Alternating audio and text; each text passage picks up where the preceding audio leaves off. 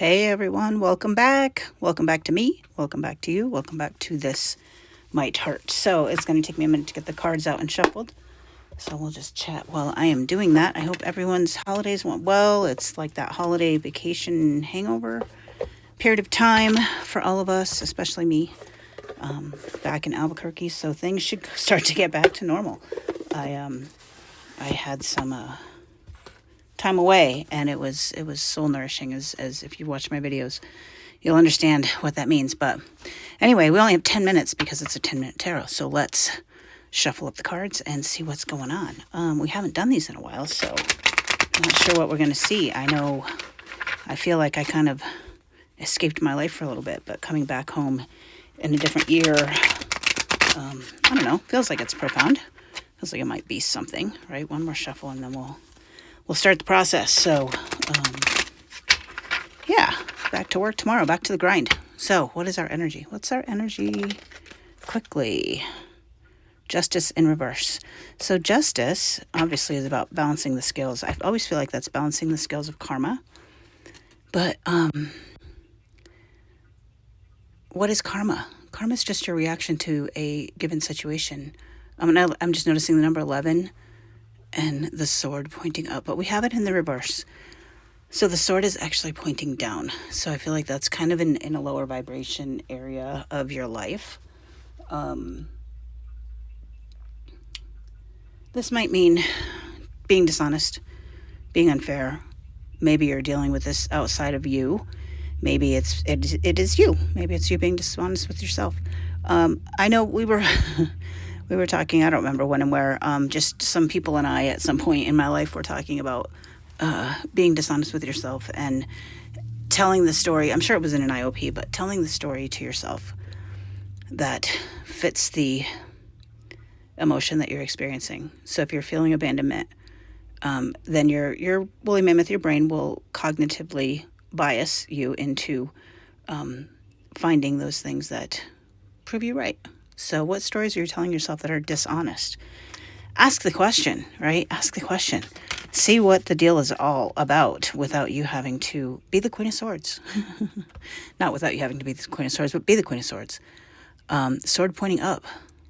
The dove, the peace bird in the left hand open for receiving things the way you are meant to receive them, right? Looking at facts, not fiction. Looking at what is the evidence telling me here? What am I meant to learn from this situation? Being very logical, very honest, very true to yourself is a way to battle that dishonesty, right? So they balance each other out in the end, which is the truest meaning. Maybe that's, truest meaning of justice. I was about to say temperance. I don't know why. But nothing's ever an accident. What else is coming out in my story here, in our story? We have the Empress reversed and the Nine of Pentacles reversed. So the Empress reversed is a little codependent. Maybe feeling like empty. Sometimes empty can feel lonely. It doesn't have to be lonely, just empty. It's just a thing, right? It's just a thing. And the Nine of Pentacles feeling like all of the time and energy that you have invested into a situation was for nothing. That's never the case, you guys. And I know that's kind of got an Eight of Cups feel to it, but that's just the vibe I get from this, right? Because she has planted it and is now harvesting, but it's in the reverse. So Nine of Pentacles in the reverse. And I'll just look up the keywords to make sure, right? But the Nine of Pentacles in reverse is, not that because I was on the wrong page, workaholism, jealousy, envy, financial setbacks. This could mean I had a situation where I was a little jealous. I'm not gonna lie, I was a little jealous. I had made all these plans for a specific thing, and at the last minute the plans fell through, and then the plans were played out with someone other than me. And am I being dishonest about that? Am I looking at the facts? Am I being a little codependent? Am I looking at things like I invested all this time and energy into doing a thing for it to not be appreciated? And if you are aware of the Enneagram, I'm laughing because of a different situation that I won't bore you with, but I'm laughing because I am an Enneagram 2. And an Enneagram 2, the biggest thing you can do for them is to not appreciate them, not appreciate the things that they do or the things that they say or the efforts that they make to make you feel special, to make you feel valued as a person. When that goes unnoticed, it is gut-wrenching to an Enneagram 2. And I feel like that's kind of what this is. I know I've kind of went through that. Maybe you guys have gone through that in some way, shape, or form. Maybe my story is resonating just a little bit. But what's the advice? How do we deal with all this? We know how to deal with all this. We do shadow work, right? Because that's what we do on this channel. We do shadow work. But what do the cards say for the advice? What is the advice for the cards? From the cards, for the cards. It's going to take me a minute to get back in the groove, you guys. We've got a couple cards out, but they're on their side. Meaning that the energies are coming or going, but they haven't decided which way they're going to fall yet. The High Priestess tapping into that intuition. And then the Chariot quickly. So I'm actually going to read the keywords just because I think it's funny. We started with Major Arcana. Our advice is to Major Arcana.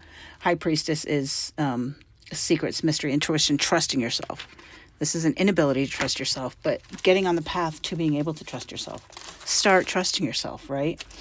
And then the Chariot, that quickly moving energy is, where is it? Action and change, a whole new vehicle. Vroom, vroom. What's the vehicle? What is the vehicle? The vehicle's motorcycles in this thing. Sitting beside the sun.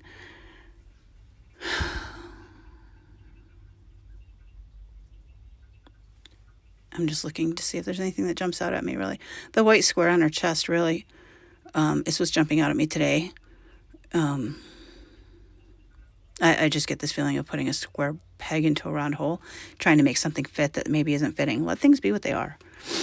And then the High Priestess, the trusting yourself, right? The alchemical, as above, so below, writing your own story, rewriting your story, knowing who you were before the world told you who you had to be. That's the advice, right? It's not, you're not there yet. It's going to take time to go from this to this in the upright to this, right? Because, and notice you have to go opposites for that to happen. I don't know why that's so significant to me.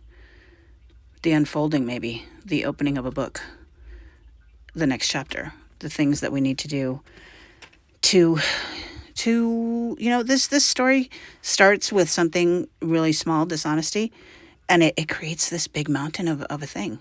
And it doesn't need to be a big mountain of a thing, because what you don't see coming at the bottom of the deck is the Page of Wands in reverse. I don't know what that means. There's that guy with the shirt again, with the ukulele.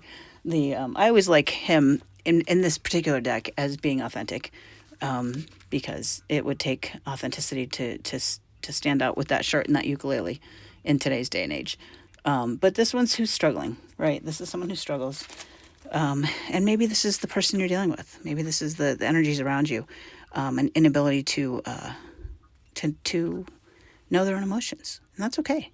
That's okay, because you have to know yours. And maybe what you don't see coming is your inability to see your own emotions. At least if you can notice it, then you can fix it. If you can't notice it, then there's nothing to fix. Or, another way of looking at it, if other people are making you feel this way, then it's up to them to make you stop feeling that way. If you can take the ownership, if you can take the accountability, if you can own the issue, own your shit, then all the power comes back to you to fix it. All the power comes back to you to fix it. Ooh, that was interesting. Yeah, because it was like this. So we're going to leave it on this, because I love this for us. I love the intuition. I love the fast-moving energy. I love the white square. I love the as above, so below, the levitating of the book between her hands. And 7 and 2. Interesting. If the numbers 7 and 2 mean anything to you. We do have 4 major arcana, 2 on their side, 2 on the left side of receiving. This is what we're telling ourselves. And the right side is our action. These are the choices that we have to make, right? Knowing things, hearing things with our intuition. But yeah, I'm running out of time. So we'll talk tomorrow, guys. Take care.